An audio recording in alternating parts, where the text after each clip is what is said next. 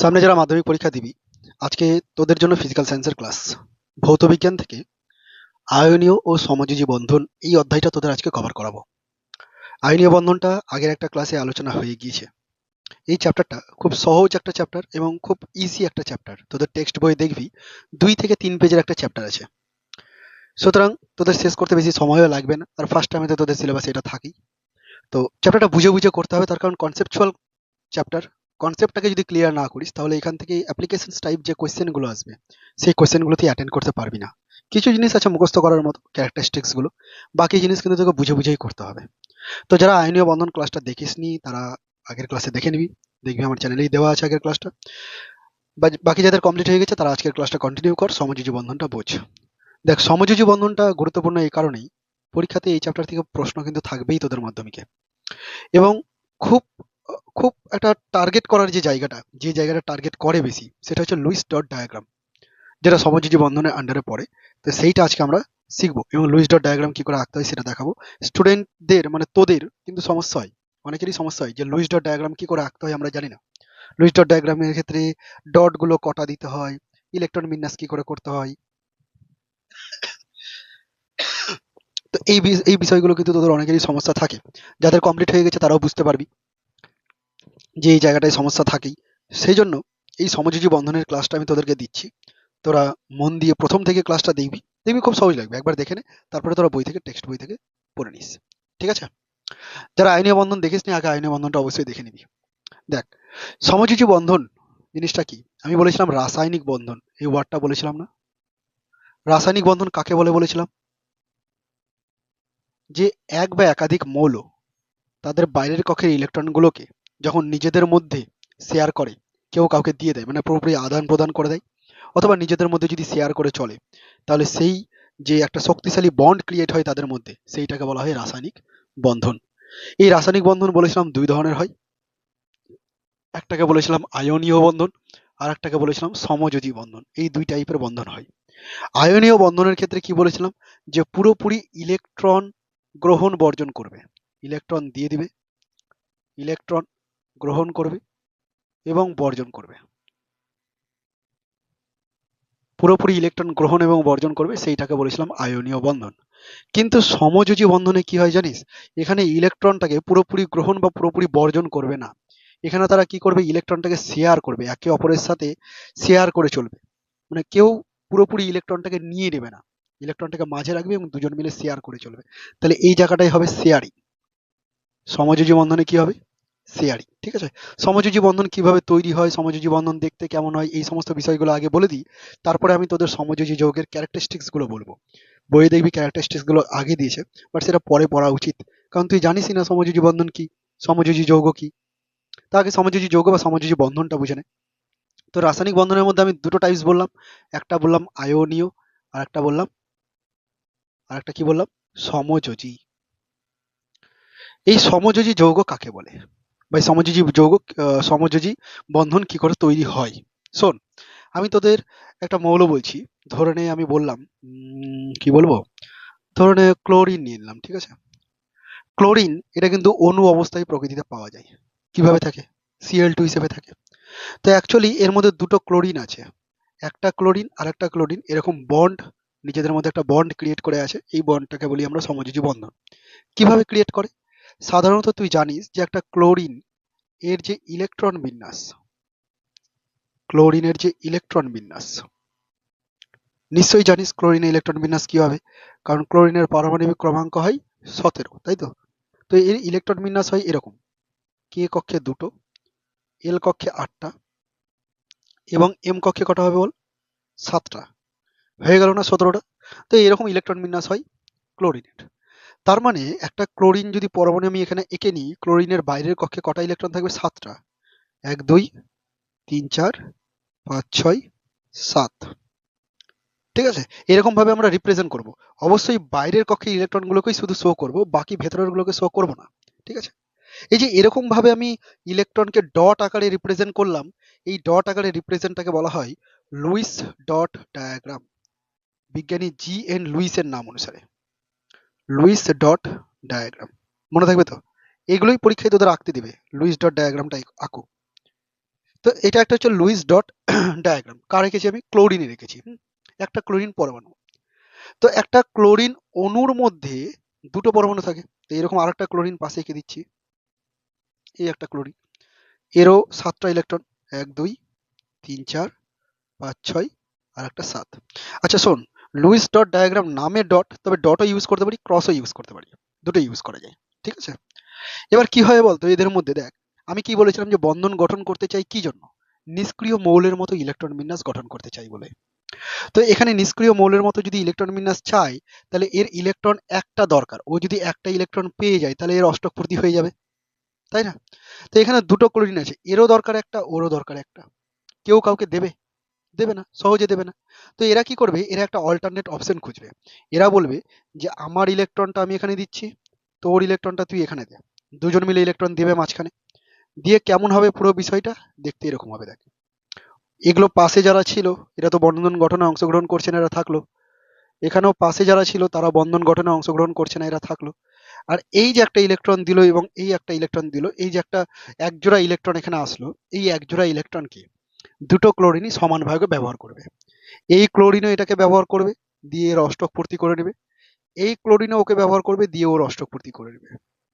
বোঝাতে পারলাম? দেখ, এই ক্লোরিনের 8টা হয়ে গেল সার্কেলের মধ্যে, এই ক্লোরিনের দেখ 8টা হয়ে গেল সার্কেলের মধ্যে, ডট ক্রস মিলে। তাহলে এই যে এইরকম ভাবে তারা অষ্টক পূর্তি করছে, এই ঘটনাটাকে, এই ঘটনা এর মাধ্যমে যে বন্ডটা ক্রিয়েট হচ্ছে এটাকে বলা হচ্ছে সমযোজী বন্ধন। কি বলা হচ্ছে এটাকে? সমযোজী বন্ধন। ঠিক আছে? একটা ইলেকট্রন শেয়ার করেছে, সেই জন্য আমরা একে এরকম ভাবে লিখবো, ক্লোরিন একটা বন্ড ক্লোরিন। একটা বন্ড মানে হচ্ছে এক জোড়া ইলেকট্রন, মানে তুই ভাবতে পারিস এখানে একটা ইলেকট্রন এখানে একটা ইলেকট্রন, তাদেরকে জুড়ে দিয়েছি। এরকম ভাবে তুই মনে রাখতে পারিস। বোঝাতে পারলাম? তাহলে একটা ক্লোরিন অণুর মধ্যে কটা বন্ড পাচ্ছিস তুই? একটা বন্ড পাচ্ছিস। এটাকে বলা হয় একযোজী বন্ধন বা এক বন্ধন, সোজা ভাষায় এটাকে বলা হয় এক বন্ধন। বোঝা গেল নিশ্চয়ই? একই রকম ভাবে ক্লোরিনের মতো আরো অনেক আছে, যেমন হাইড্রোজেন। হাইড্রোজেনের পরমাণু ক্রমাঙ্ক কত হয় রে? 1 হয়। আর হাইড্রোজেন একটা অণু, হাইড্রোজেন কিভাবে থাকে? 2, H2 হিসেবে থাকে। তো হাইড্রোজেনের ইলেকট্রন বিন্যাস, হাইড্রোজেন এর ইলেকট্রন বিন্যাস দেখতে হবে কেমন? হাইড্রোজেনের ইলেকট্রন বিন্যাস হবে জাস্ট কে কক্ষে একটা, তাই না? তাহলে একটা হাইড্রোজেনের একটা ইলেকট্রন আছে, বাইরের কক্ষেই আছে। আর একটা হাইড্রোজেনের আর একটা ইলেকট্রন আছে, বাইরের কক্ষেই আছে। এই কি করবে? এখানে একটা ইলেকট্রন দেবে। এই কি করবে? এখানে ইলেকট্রন দেবে। এবার দুজন মিলে মাঝখানে ইলেকট্রন দিয়ে দিল। এও শেয়ার করে নিচ্ছে, ও শেয়ার করে নিচ্ছে। বলতো এখানে কিভাবে তারা স্টেবল হলো?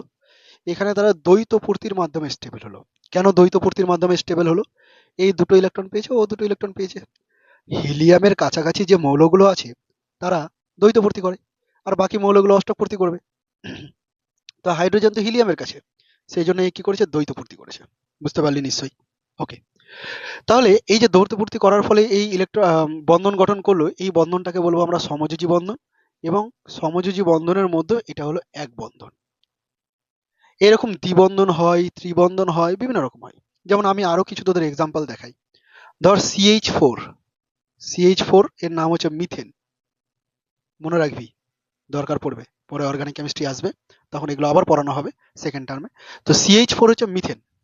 মিথেনের ক্ষেত্রে দেখ কে কে অংশগ্রহণ করেছে? কার্বন আর হাইড্রোজেন। সবসময় যে একই মৌলের পরমাণুই সমযোজী বন্ধন গঠন করবে তা কিন্তু নয়, বিভিন্ন মৌলের পরমাণুও সমযোজী বন্ধন গঠন করতে পারে। তাহলে কার্বনের ইলেকট্রন বিন্যাসটা আগে দেখে নে। কার্বনের ইলেকট্রন বিন্যাস বলতো কার্বনের কত হয়? Hydrogen, helium, lithium, beryllium, boron, carbon. কত নম্বরে? 6 নম্বরে। তাহলে এর ইলেকট্রন বিন্যাসে 6টা ইলেকট্রন থাকবে। 2 4 হলো 6টা ইলেকট্রন বিন্যাস।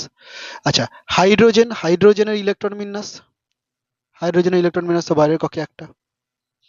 ঠিক আছে?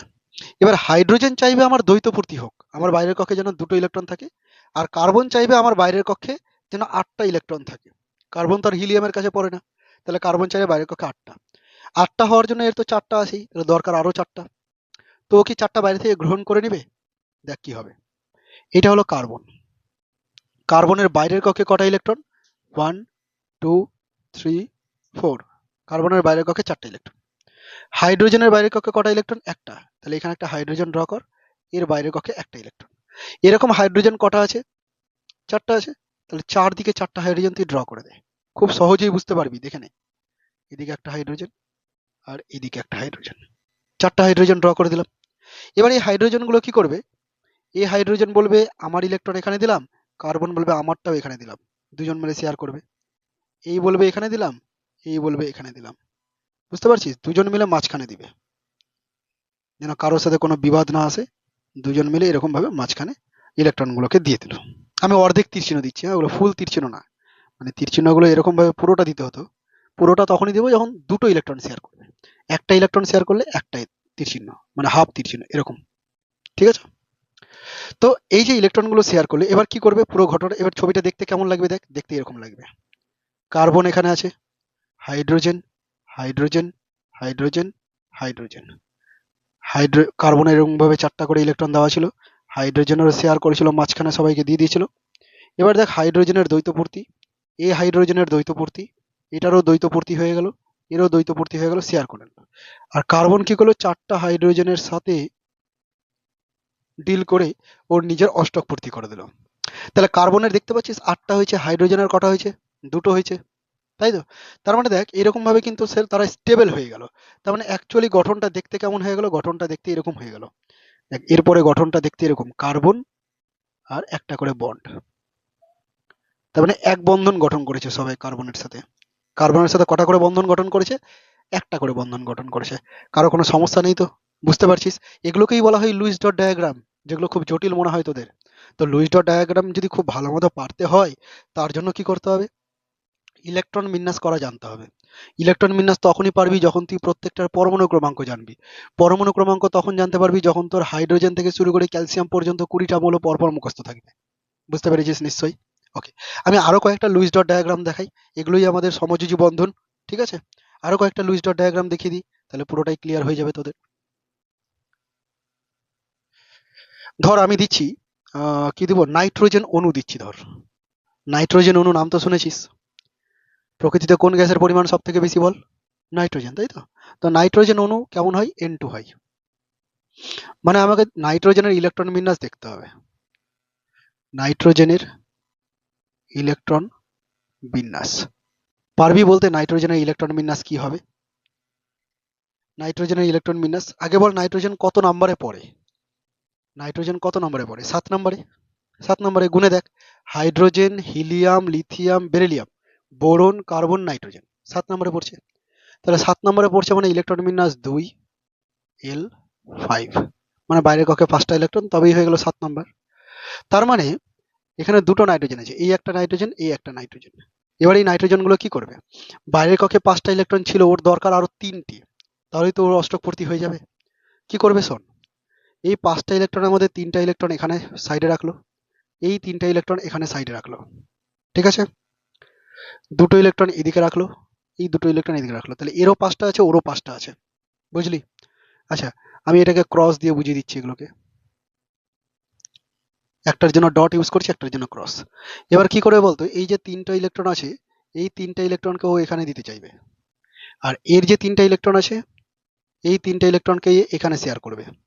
শেয়ার করলে কি অষ্টক পূর্তি হয়ে যাবে? দেখে নে, শেয়ার করলেই অষ্টক পূর্তি হয়ে যাবে। 3টে 3টে,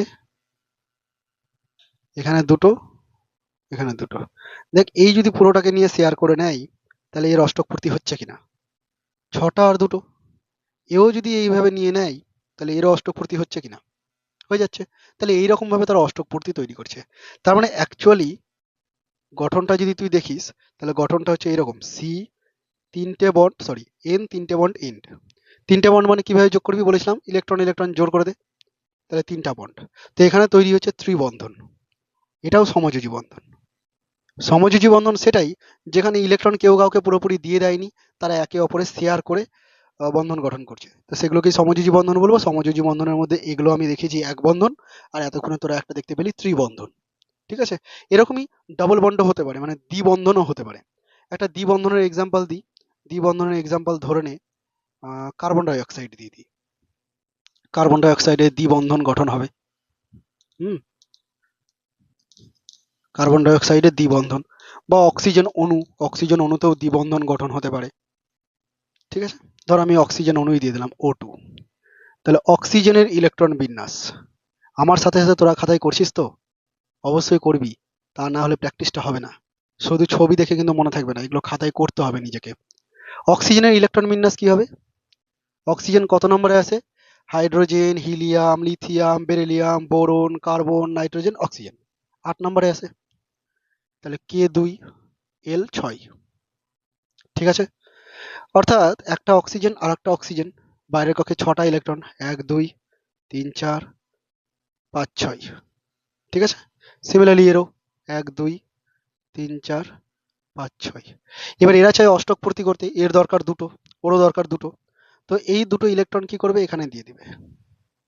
আর এও কি করবে, দুটো ইলেকট্রনকে এখানে দিয়ে দিবে। এতে করে সুবিধা কি হবে? Oxygen oxygen 1 2 3 4 5 6, 1 2 3 4 5 6। এতে করে কি হবে দেখ, এই অক্সিজেন 8টা ইলেকট্রন নেবে, এই অক্সিজেনেরও 8টা ইলেকট্রন হবে, সবাই সন্তুষ্ট, সবার অষ্টকপূর্তি হয়ে গেল। তার মানে যেটা বন্ধন গঠন হলো সেটা হচ্ছে ও ডবল বন্ড ও, মানে এখানে দুটো করে বন্ড ক্রিয়েট হলো, দুটো করে জোড়া ইলেকট্রন জোড় আছে, দুটো করে বন্ড। একটা বন্ড মানে একটা ইলেকট্রন জোড়, দুটো বন্ড মানে 4টা ইলেকট্রন। বুঝতে পারছিস? তো এইরকম ভাবে তোকে electron Luis dot diagram draw করতে হবে এবং তোকে দেখাতে হবে সমযোজী বন্ধনগুলো কিভাবে গঠিত হচ্ছে। তাহলে এতক্ষণ পর্যন্ত তোরা বুঝতে পারলি যে সমযোজী বন্ধন জিনিসটা কি। সমযোজী বন্ধনের মাধ্যমে যে সমস্ত যৌগগুলো তৈরি হয় সেই যৌগগুলোকে বলা হয় সমযোজী যৌগ। বোঝা গেল? সমযোজী বন্ধনের মাধ্যমে যারা তৈরি হয় তাদেরকে বলা হয় সমযোজী যৌগ। সমযোজী বন্ধন কখন গঠিত হবে, কাদের মধ্যে গঠিত হবে? মনে রাখবি, সমযোজী বন্ধন গঠিত হয় সাধারণত তড়িৎ ঋণাত্মকতার পার্থক্য যদি খুব কম থাকে। কি বললাম? তড়িৎ ঋণাত্মকতার পার্থক্য খুব ইম্পর্টেন্ট এটা। যাদের তড়িৎ ঋণাত্মকতার পার্থক্য কম তাদের মধ্যে সমযোজী যৌগ তৈরি হবে। কেন? তড়িৎ ঋণাত্মকতা বেশি হলে কেন সমযোজী হবে না? তড়িৎ ঋণাত্মকতা যদি বেশি হয়, ধর এখানে যে দুটো আমি ব্যবহার করেছি এদের মধ্যে যদি এটার তড়িৎ ঋণাত্মকতা বেশি হয় তাহলে তো ওই ইলেকট্রনকে পুরোপুরি টেনেই নিবে, তখন তো আয়নীয় বন্ধন তৈরি হবে না। তো যদি তড়িৎ ঋণাত্মকতার পার্থক্যটা কম হয় বা সমান সমান হয়, দুজনই প্রায় একই তড়িৎ ঋণাত্মকতা সম্পন্ন, তাহলে দুজনই প্রায় সমান সমান ভাবে টানবে, কেউ কোনো দিকে যেতে পারবে না, কোনো ইলেকট্রনই কোনো দিকে যেতে পারবে না। তখন কি করবে, দুজন মিলে সমানভাবে শেয়ার করে ব্যবহার করবে। আশা করি বুঝতে পারলি। সমযোজী বন্ধন কখন তৈরি হবে? যখন দুটো মৌলের মধ্যে তড়িৎ ঋণাত্মকতার পার্থক্য প্রায় থাকবেই না বললেই চলে। ঠিক আছে? সেই কারণে সাধারণত ওই দিকের মৌলগুলো যারা 14 নম্বর শ্রেণীতে আছে, 15 নম্বর শ্রেণীতে আছে, 16 নম্বর শ্রেণীতে আছে, 17 নম্বর শ্রেণীতে আছে, এরা এদের দেখ তড়িৎ ঋণাত্মকতার পার্থক্য খুব একটা বেশি নয়। 16 থেকে 17 কি এমন পার্থক্য হবে, তাই না? 15 থেকে 14 কি এমন পার্থক্য হবে? তো এই সমস্ত যৌগগুলোর ক্ষেত্রে তো সমযোজী যৌগ গঠিত হয়। কিন্তু আয়নীয় যৌগ কাদের মধ্যে গঠিত হয়েছিল? গ্রুপ 1 2 এর মৌলগুলোর সাথে ওই দিকের মৌলগুলো 6 7 এই সমস্ত মৌলগুলোর, তাই না? কারণ এদের মধ্যে তড়িৎ ঋণাত্মকতার একটা হিউজ ডিফারেন্স ক্রিয়েট হয়ে যেত, একজন ছাড়তে চাইতো আরেকজন নিতে চাইতো, ফলে ওদের মধ্যে আয়নীয় বন্ধন গঠিত হতো। এরকম কিছু সমযোজী যৌগের উদাহরণ যদি দেওয়া যায়, সমযোজী যৌগের মধ্যে পড়ে HCl, হাইড্রোক্লোরিক অ্যাসিড। সমযোজী যৌগের মধ্যে পড়ে হচ্ছে গ্লুকোজ, C6H12O6। আমি আরো কিছু লুইস ডট ডায়াগ্রাম তোদের দেখাবো, কিছু বৈশিষ্ট্য বলে দিই, তারপরে আরো কয়েকটা লুইস ডট ডায়াগ্রাম দেখাচ্ছি যেগুলো তোদের বইতে আছে এবং তোদেরকে করতেই হবে এগুলো পরীক্ষাতে আসার জন্য। ঠিক আছে? তারপরে ধরে নে C12H22O11, এটাকে আমরা বলে থাকি চিনি। ঠিক আছে? চিনি, সুক্রোজ। তো এই সমস্ত জিনিসগুলো হচ্ছে, তারপরে CH4 মিথেন, হুম, N2 নাইট্রোজেন অণু, অক্সিজেন অণু, এগুলো সব কি? এগুলো হচ্ছে সমযোজী যৌগ। এদের মধ্যে সমযোজী বন্ধন আছে। C2H5OH মানে ইথানল, ওকে, CHCl3 ক্লোরোফর্ম, এগুলো সব সমযোজী যৌগ। আর কি হতে পারে সমযোজী যৌগ? অনেক আছে, যেমন ধরনের CH2 ডাবল বন্ড CH2, এগুলো আমরা ধীরে ধীরে পরবর্তী চ্যাপ্টারে গিয়েও এই যৌগগুলো নিয়ে পড়বো। ঠিক আছে? এটাকে কি বলা হয়? ইথিলিন বলা হয়। তো এই সমস্ত যৌগগুলো এরা হচ্ছে সমযোজী যৌগ। আশা করি এতদূর পর্যন্ত বুঝতে পারলি। তোদের বইগুলোতে দেখবি আরো বেশ কয়েকটা নাম দেওয়া আছে সমযোজী যৌগের। আচ্ছা, সমযোজী যৌগের কিছু ক্যারেক্টারিস্টিক্স বলি। সমযোজী যৌগগুলো সাধারণত কঠিনই যে হবে তা কিন্তু নয়। সমযোজী যৌগগুলো তরলও হতে পারে, গ্যাসও হতে পারে, নরম কঠিন, কঠিন যদি হয় তবুও খুব নরম হয়ে থাকে। আয়নীয় যৌগগুলো কেমন হয়? আয়নীয় যৌগগুলো সাধারণত কঠিন হয়ে থাকে। তাহলে সমযোজী যৌগ 1 নম্বর বৈশিষ্ট্য, কঠিনও হতে পারে, এগুলো তরলও হতে পারে, এগুলো গ্যাসও হতে পারে। মোট কথা আলগাই হবে, তরল গ্যাসের পরিমাণটাই বেশি থাকবে সমযোজী যৌগের মধ্যে। কিছু আছে যেমন ধর চিনি, চিনি কঠিন, তাই না? আচ্ছা, 2 নম্বর, সমযোজী যৌগগুলোর গলনাঙ্ক আর স্ফুটনাঙ্ক সাধারণত কম হয়। গলনাঙ্ক আর স্ফুটনাঙ্ক সাধারণত কম হয়। আয়নীয় যৌগগুলোর ক্ষেত্রে খুব বেশি হয়, কারণ আয়নীয় যৌগগুলোর মধ্যে একটা স্থির তাড়িতিক আকর্ষণ বল কাজ করছিল, আয়ন ক্রিয়েট হয়েছিল, তাদের মধ্যে যে আকর্ষণ বলটা সেটা অত্যাধিক, ফলে প্রচুর পরিমাণে বাইরে থেকে ফোর্স অ্যাপ্লাই করতে হবে বা হিট এনার্জি দিতে হবে, তবেই তারা গলবে বা ফুটতে শুরু করবে। কিন্তু এটার ক্ষেত্রে সেরকম কোনো ফোর্সের প্রয়োজন পড়ে না, পরে, বাট আয়নীয় যৌগের মতো অতটা নাই, তাই এদের গণনাঙ্ক স্ফুটনাঙ্ক সাধারণত আয়নীয় যৌগের তুলনায় কম। নর্মালি কম বলা যাবে না, তবে আয়নীয় যৌগের তুলনায় কম। 3 নাম্বার, সমযোজী বন্ধনগুলো পোলার দ্রাবকে দ্রবীভূত হয় না। পোলার দ্রাবকে দ্রবীভূত হয় না, ঠিক আছে? এগুলো কোথায় দ্রবীভূত হয়? এগুলো হচ্ছে অধ্রুবীয় দ্রাবকে, অধ্রুবীয় অধ্রুবীয় দ্রাবকে দ্রবীভূত হয়। মনে থাকবে, অধ্রুবীয় দ্রাবক। পোলার বা ধ্রুবীয় দ্রাবক কাদেরকে বলেছিলাম? যেমন জল, জল হচ্ছে একটা পোলার বা ধ্রুবীয় দ্রাবক, যার মধ্যে আয়নিক ক্যারেক্টারটা বেশি থাকবে। আর যাদের মধ্যে আয়নিক ক্যারেক্টার বেশি থাকবে না, তাদেরকে বলবো অধ্রুবীয় দ্রাবক। তো সেরকম অধ্রুবীয় দ্রাবকে এই সমযোজী যৌগগুলো দ্রবীভূত হবে। লাইক লাইক মনে রাখতে বলেছিলাম। দেখ, পোলার বা ধ্রুবীয় মানে হচ্ছে আয়নিক ক্যারেক্টার, তাহলে আয়নীয় যৌগগুলো দ্রবীভূত হবে। আর অধ্রুবীয় দ্রাবকে, অধ্রুবীয় দ্রাবকে সমযোজী যৌগগুলো দ্রবীভূত হবে। তবে কিছু ব্যতিক্রম আছে, যেমন হচ্ছে HCl, এটা আবার জলে দ্রবীভূত হয়ে যায়, এটা জলে দ্রবীভূত হয়ে যায়, যদিও এটা সমযোজী যৌগ, কিন্তু এই পোলার দ্রাবকে দ্রবীভূত হয়ে যাচ্ছে, ঠিক আছে? কিছু অধ্রুবীয় দ্রাবকের কথা যদি বলি, তাহলে হচ্ছে ক্লোরোফর্ম হচ্ছে একটা অধ্রুবীয় দ্রাবক, তারপরে বেনজিন হচ্ছে একটা অধ্রুবীয় দ্রাবক, ঠিক আছে? বেনজিনটাকে আমরা সমযোজী যৌগও বলতে পারি, এটা হলো বেনজিনের সংকেত C6H6। বেনজিনটা হচ্ছে একটা অধ্রুবীয় দ্রাবক বা সমযোজী যৌগ। তো বুঝতে পারলি বৈশিষ্ট্যটা কি বললাম আমি এই বৈশিষ্ট্যগুলোর মধ্যে। 4 নম্বর বৈশিষ্ট্য আর কি বলা যায়? সমযোজী যৌগ। সমযোজী যৌগের মধ্যে তুই দেখবি যে ইলেকট্রন জোড় শেয়ার করে, কোনো আয়ন তৈরি হয় না, এদের মধ্যে কোনো আয়ন ক্রিয়েট হয় না, ঠিক আছে? কোনো আয়ন নেই, এরা একে অপরের সঙ্গে সমানভাবে ইলেকট্রন শেয়ার করে আবদ্ধ অবস্থায় থাকে, মানে এদের ক্ষেত্রে অণু তৈরি হয়। আয়নের কোনো অস্তিত্ব নেই, এদের ক্ষেত্রে কি আছে? অণু আছে। আমরা যে অণু কথাটা বলি, সেই অণুটা সমযোজী যৌগের ক্ষেত্রেই প্রযোজ্য, আয়নীয় যৌগের ক্ষেত্রে কিন্তু অণু বলে কিছু হয় না। তো সমযোজী যৌগের ক্ষেত্রে অণু আছে, মানে এদের ক্ষেত্রে আণবিক ভরও আছে। তড়িৎযোজী যৌগের ক্ষেত্রে কোনো আয়নীয় আম, আহ, কি বলে, কোনো আণবিক ভর বলে কোনো কিছু হবে না। 5 নাম্বার, এদের পরিবাহিতা কম, এদের পরিবাহিতা নেই, পরিবাহিতা কম, মানে এরা তড়িৎ পরিবহন করে না সাধারণত। কেন তড়িৎ পরিবহন করবে না? কারণ এদের মধ্যে ফ্রি ইলেকট্রনই নেই, এদের মধ্যে ফ্রি ইলেকট্রন নেই, প্লাস এদের মধ্যে কোনো আয়ন নেই। তড়িৎ পরিবহন করে কারা? যারা ফ্রি ইলেকট্রন আছে তারা তড়িৎ পরিবহন করে, যারা যেখানে আয়ন তৈরি হবে সেখানে তড়িৎ পরিবাহিত হবে। তো এদের মধ্যে তো হয়ই না, তাহলে তড়িৎ পরিবহন করবে কেন? হ্যাঁ, কিছু ব্যতিক্রম আছে, যেমন HCl। HCl নর্মালি তড়িৎ পরিবহন করে না, তবে HCl কে যদি আমি জলীয় দ্রবণে দিয়ে দিই, H2O জলের সঙ্গে যদি যুক্ত করে দিই, তাহলে কিন্তু তড়িৎ পরিবহন করে, কারণ HCl জলে দ্রবীভূত হয়। এবার জলে দ্রবীভূত হওয়ার জন্য কি হয়? এখানে তৈরি হয় H3O+, আর একটা তৈরি হয় হচ্ছে Cl-, হাইড্রক্সোনিয়াম আয়ন আর ক্লোরিন আয়ন। এই যে দুটো আয়ন ক্রিয়েট হয়ে যায়, বলে তড়িৎ পরিবহন করে। বুঝতে পারলি? আচ্ছা, এটা সমযোজী যৌগ অবশ্যই, তবে এর মধ্যে তড়িৎ নিরোধকতার অনেকটা ডিফারেন্স থাকে, যেমন হাইড্রোজেনের থেকে ক্লোরিনের তড়িৎ নিরোধকতা অনেক বেশি, বলে অনেকটা আয়নিক ক্যারেক্টারে চলে যায়। যখনই ও জল পেয়ে যায় তখন পুরোপুরি আয়নে কনভার্ট হয়ে যায় ও, ঠিক আছে? যদিও সমযোজী যৌগের মধ্যে পড়ে, তবু এর মধ্যে আয়নিক ক্যারেক্টারটাও আছে, অনেকটাই আছে। সেটা তুই এখান থেকেই বুঝতে পারলি, কারণ আয়ন ক্রিয়েট করে দিচ্ছে। তো এরকম বেশ কিছু ব্যতিক্রম তুই পেয়ে যাবি, ঘাবড়ানোর কিছু নেই। কেমিস্ট্রিতে বেশ কিছু ব্যতিক্রম থাকবে। আশা করি এতদূর পর্যন্ত তোরা বুঝতে পারলি। তাহলে আজকে আলোচনা কি কি করলাম? সমযোজী বন্ধন আর সমযোজী যৌগ, তার ক্যারেক্টারিস্টিক দেখালাম, আর লুইস ডট ডায়াগ্রাম অঙ্কন করলাম, ঠিক আছে? ক্লিয়ার হয়ে গেছে? এবার তোরা আমার সাথে সাথে প্র্যাকটিস করবি, কিছু লুইস ডট ডায়াগ্রাম আমি ড্র করব, আমার সাথে সাথে প্র্যাকটিস করবি। এগুলো কিন্তু পরীক্ষায় আসার চান্স খুব বেশি, এবং কিভাবে লিখতে হবে আমি পুরোটাই কিন্তু লিখে দিচ্ছি, লেখাটাও প্র্যাকটিস করে নিবি আমার সাথে সাথেই, বুঝলি? ধর একটা তোকে কি আঁকতে দিবে, ধর কার্বন ডাই অক্সাইড, বললো CO2, এর লুইস ডট ডায়াগ্রাম অঙ্কন করো। তো CO2 লুইস ডট ডায়াগ্রাম অঙ্কন করতে গেলে তুই কি করবি? তুই প্রথমে লিখবি কার্বনের ইলেকট্রন বিন্যাস। পরীক্ষায় কিভাবে লিখবি দেখে নে।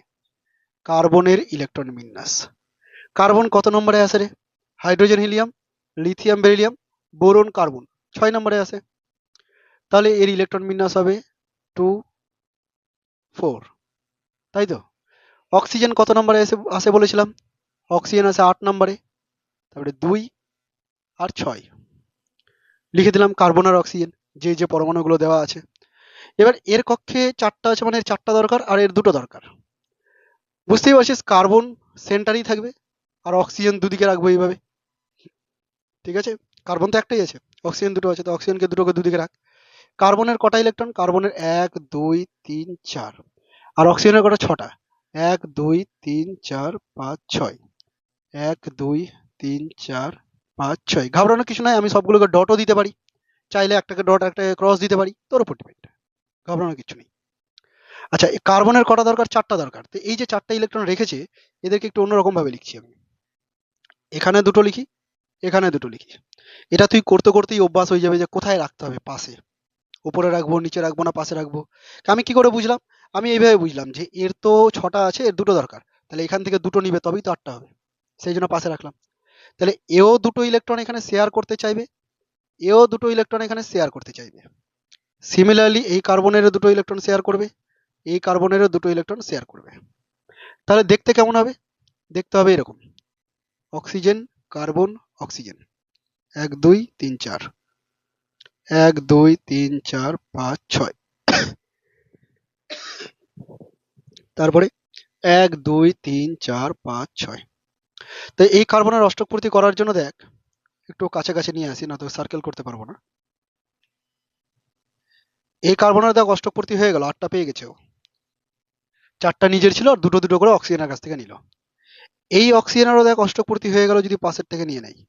সিমিলারলি এরও কিন্তু অষ্টক পূর্তি হয়ে গেল।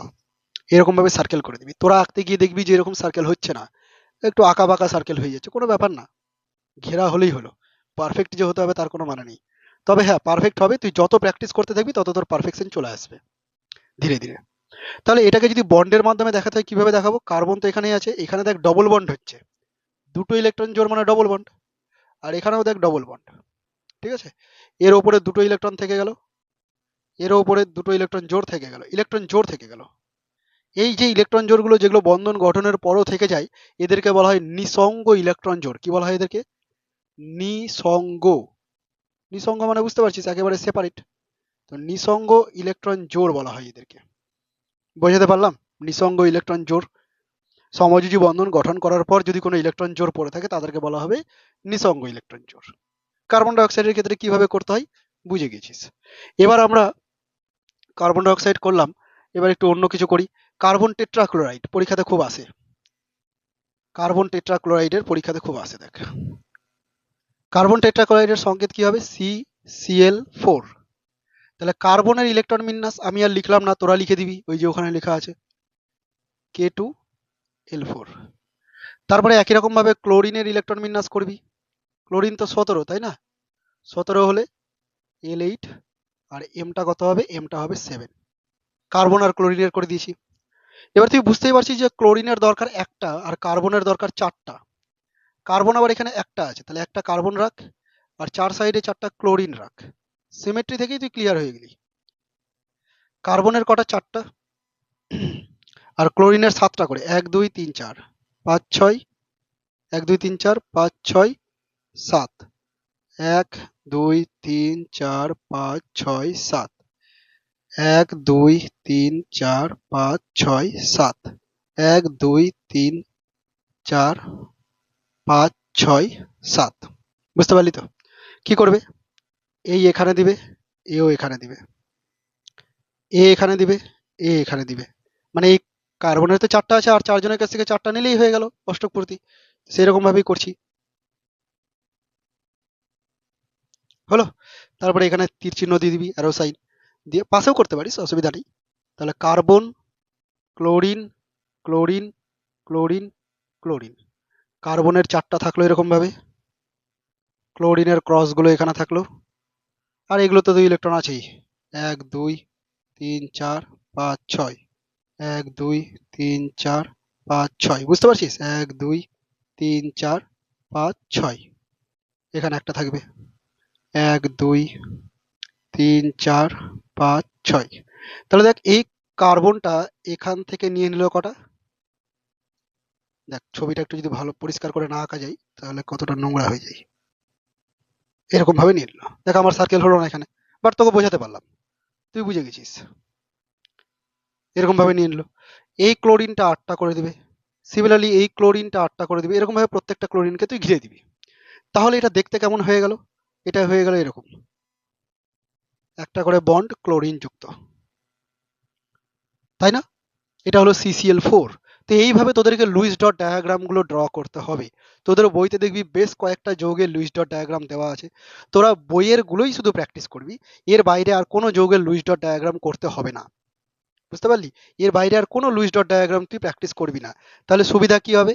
তাহলে পরীক্ষাতে যেগুলো দিবে সেগুলো তুই পেরে যাবি, কারণ পরীক্ষাতে বইয়ের টেক্সট বইয়ের মধ্যে যেগুলো আছে ওগুলোর ভেতরেই দিবে। ওরাও জানে যে আছে হিউজ, এবার সব যদি দেয়, তোরা তখন বাচ্চা, সব কিছু যদি দেয় তা কেমন করে হবে? সব তো আর পারবি না। কিছু কিছু যৌগ আছে সমযোজী যৌগ, যারা অষ্টক পূর্তি ব্যতিক্রম, মানে অষ্টক পূর্তি করেই না। অষ্টক পূর্তি করে না বলতে বাইরের কক্ষে 8টা ইলেকট্রন থাকে না, এরকম একটা যৌগের নাম বলে দিচ্ছি, PCl5। কি বললাম? PCl5, phosphorus pentachloride. তো PCl5 এই যে যৌগটা, এটাও সমযোজী যৌগ, কিন্তু এর অষ্টক পূর্তি হয় না। আরো কিছু বলে দিচ্ছি, ধর BF3, এই যৌগটার অষ্টক পূর্তি হয় না। তো এরকম বেশ কিছু যৌগ আছে যাদের অষ্টক পূর্তি ঘটে না। ঠিক আছে? এখানে বোরনের বাইরের কক্ষে 6টা ইলেকট্রন থাকে, ওখানে ফসফরাসের বাইরের কক্ষে 10টা ইলেকট্রন থাকে। তো অষ্টক পূর্তি হয় না, 8টার থেকে বেশি হয়, 8টার থেকে কম হয়। তো এরকম কেমিস্ট্রিতে কিন্তু মানে ভরে ভরে ব্যতিক্রম আছে। ঘাবড়ানোর কিছু নেই, ব্যতিক্রমগুলোকে নিয়েও আমাদেরকে পড়তে হবে। তোরা এই কয়েকটা ব্যতিক্রম দেখে নিস, যে এরা সমযোজী যৌগ হওয়া সত্ত্বেও এদের অষ্টক পূর্তি হয় না। আশা করি আমি তোদেরকে বোঝাতে পারলাম যে সমযোজী যৌগ, সমযোজী বন্ধন জিনিসটা কি। এই ছিল তোদের আয়নীয় এবং সমযোজী বন্ধনের ক্লাস। দুটো ক্লাসে আমি কভার করে দিলাম। একটা ক্লাসই করানো যেত, বাট তোদের সুবিধার্থে যাতে সহজে বুঝতে পারিস এবং আমি পুরো বিষয়টা যেন ভেঙে ভেঙে তোদেরকে বোঝাতে পারি, তাই দুটো ক্লাসে কভার করালাম। ঠিক আছে? যদি ক্লাস ভালো লেগে যায় তাহলে অবশ্যই তোরা লাইক করে দিবি, চ্যানেলটাকে সাবস্ক্রাইব করে দিস। যদি মাধ্যমিক পরীক্ষার্থী হোস, চ্যানেলটাকে সাবস্ক্রাইব করে দিবি, কারণ মাধ্যমিক চলাকালীন তোরা প্রতিনিয়ত এখান থেকে ক্লাস পেয়ে যাবি, খুব গুরুত্বপূর্ণ ক্লাসগুলো পাবি। মাঝে মাঝে সাজেস্টিভ কোয়েশ্চেন আনসারের সেট নিয়ে আসি। তারপরে এরকম ভাবে থিওরিটিক্যাল যে বিষয়গুলো ফিজিক্যাল সায়েন্সের সবগুলো কিন্তু কভার করাই। 1/1 সবগুলো ক্লাস তোরা পেয়ে যাবি, দেখবি প্লে লিস্ট আকারে সাজানো থাকে। ওকে? আর বন্ধুদের মধ্যে অবশ্যই শেয়ার করে দিস। যদি তোদের মধ্যে এখানকার কোনো কিছু ডাউট থাকে তাহলে অবশ্যই তোরা কমেন্ট বক্সে জানাবি কি ডাউট আছে। তাহলে আমি সেই রকম ভাবে তোদেরকে ভিডিও বানিয়ে আলাদা করে তোদেরকে বুঝিয়ে দিতে পারবো। ঠিক আছে? দেখা হচ্ছে নেক্সট বা পরবর্তী কোনো ক্লাসে।